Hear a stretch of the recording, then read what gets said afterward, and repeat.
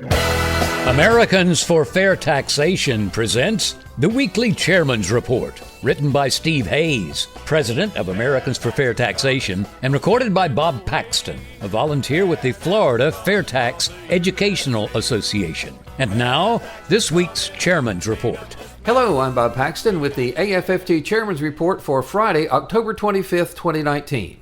Saving Social Security: Why All Americans Must Support the Fair Tax. In an excellent article posted on the Balance website entitled "Will It Run Out?", Kimberly Amadeo analyzed the present pending insolvency of Social Security and Medicare.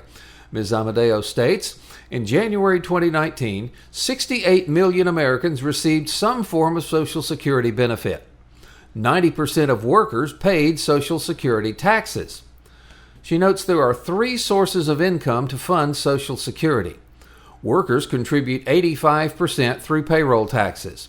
Interest on the excess funds held by the Treasury pays 11%, and current beneficiaries pay the remaining 3% through taxes on their benefits.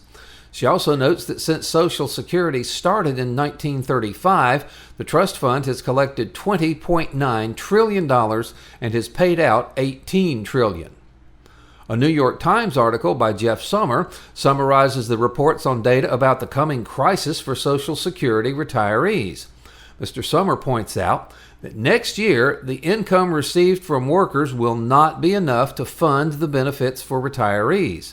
When that happens, the program will start using the assets in the trust fund that were accumulated from excess payments from workers over the amount needed to pay benefits. He notes that government studies predict that the trust funds will be gone in 15 years. If nothing is done, benefits to current retirees will be cut by about 20%. About 50% of Americans rely on Social Security for most of their retirement income, and 25% of Americans have almost no retirement savings. He also notes that approximately 10,000 baby boomers are retiring every day. And by 2035, it's estimated that Americans aged 65 or over will increase from 49 million to more than 79 million. Now wait a minute, aren't Social Security payments guaranteed?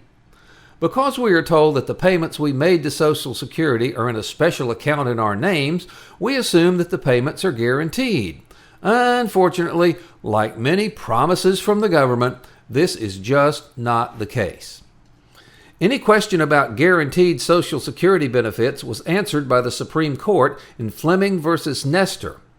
In the Social Security Administration's summary of the court's findings, they state the following, quoting here, "There has been a temptation throughout the program's history for some people to suppose that their FICA payroll taxes entitle them to a benefit in a legal, contractual sense. That is to say, if a person makes FICA contributions over a number of years, Congress cannot, according to this reasoning, change the rules in such a way that deprives the contributor of a promised future benefit. Under this reasoning, benefits under Social Security could probably only be increased, never decreased, if the act could be amended at all. Congress clearly had no such intention or limitation in mind when crafting the law." In addition, the Social Security Administration puts this information on every statement they send, quoting again, "Your estimated benefits are based on current law. Congress has made changes to the law in the past, and they can do so again at any time." Since 85% of the payments into Social Security's trust fund are made by workers, it's important to note that the number of workers supporting each retiree is down to 2.8, and that number is going to drop even further. To make matters worse, the trust fund has no actual money in it, just federal government IOUs. Now, does anyone have any doubt that the $1 trillion per year deficits that we're running now will eventually make it difficult, if not impossible, to pay those IOUs? Why the fair tax is the solution. There are many proposed solutions to this problem. Among them, raise the amount of payroll tax from 15.3% to 18% or even higher. Of course, if you do that, this additional tax will likely increase the rapidly growing evasion rate, which Dr. Sebula predicts will be $9 trillion over the next decade. But even if evasion does not increase, 15.3% of $9 trillion is $1.37 trillion that will not be going into the trust fund because of evasion. Another proposed solution is increase the retirement age to 70 or older, or decrease benefits to retirees or reduce the benefits for later retirees. Now, all of these solutions ignore the fact that the present system of funding Social Security on the backs of working people is just not sustainable. As many predict, the increased use of robotics will dramatically reduce the number of workers over the next 15 years. This means that fewer and fewer workers will be contributing as more and more retirees are demanding their promised benefits. It's simple math. Now, the real solution is to fund Social Security through the FAIRtax, the only really fair tax. When you pay the FAIRtax on new goods and retail services, a portion of the money paid is earmarked for the Social Security Administration. So instead of relying on a decreasing workforce to support retirees, you rely on all Americans who make purchases. Now, if there's not enough money received from the FAIRtax to fund Social Security, you can simply increase the FAIRtax rate or reduce spending in other areas to use the savings to fund the Social Security system. The FAIRtax removes the curtain behind which the swamp and the ruling class control us through the income payroll tax system, and that's something the swamp and the ruling class are desperate to avoid. Letting us see how the sausage is made lessens their ability to keep us under control, and it also eliminates many opportunities for them to profit from the problem they created by selling benefits to special interests. In conclusion, when speaking with retirees across the country, many of them have expressed concern that the money that they have saved was taxed when they earned it and will be taxed again with a FAIRtax. For most of these people with substantial pre-tax savings, they also have other income that is subject to the income tax and, if they're working, to the payroll tax.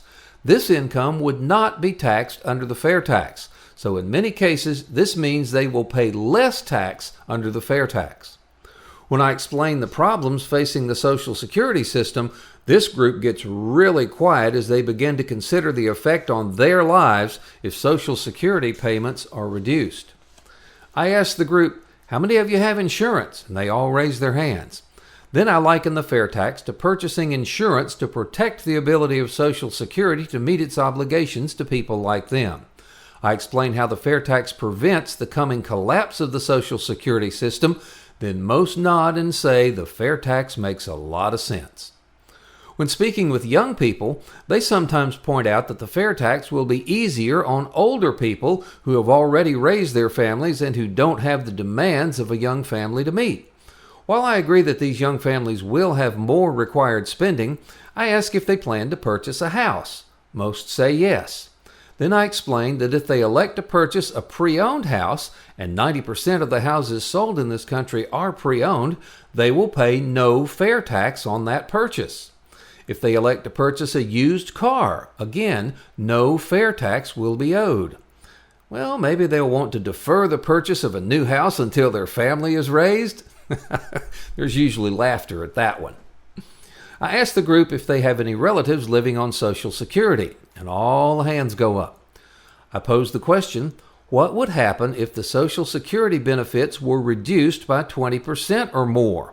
The smiles go away, and many respond that their relatives would likely have to move in with other relatives to survive.